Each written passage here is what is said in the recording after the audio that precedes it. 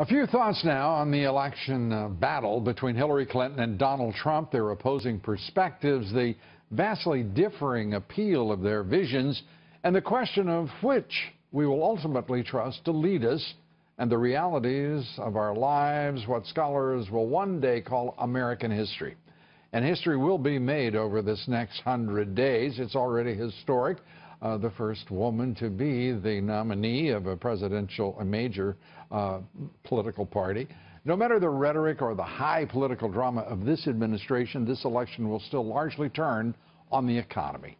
Clinton's refusal to confront the failures of the administration to restore prosperity to the nation are, well, apparent.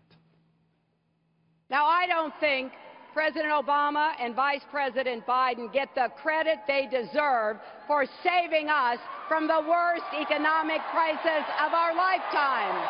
Our economy is so much stronger than when they took office. Well, we all understand the Democratic nominee's dilemma.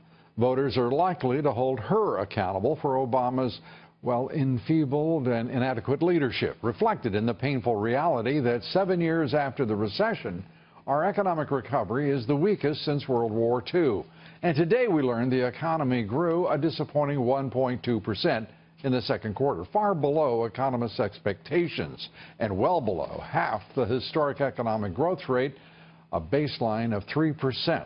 Durable goods orders again plunging for a second straight month. Median household income dropping since President Obama took office. The rate of home ownership is now the lowest of the past half century. At the lowest level since 1965, less than 63% of Americans now own a home. And the labor force participation rate also near historic lows, and some 94 million Americans aren't in the workforce. Yet Hillary Clinton and the Democrats for this past week have claimed things are just fine and dandy.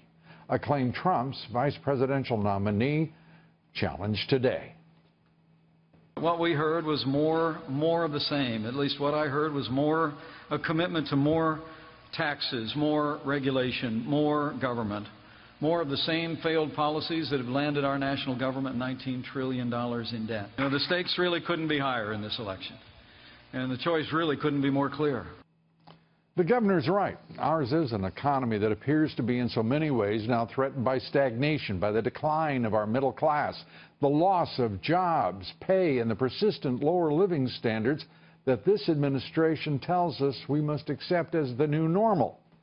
I believe the presidential polling surveys show us that voters won't be joining in the acquiescence of professional politicians to the, quote, new normal. 101 days before we find out whether I'm correct.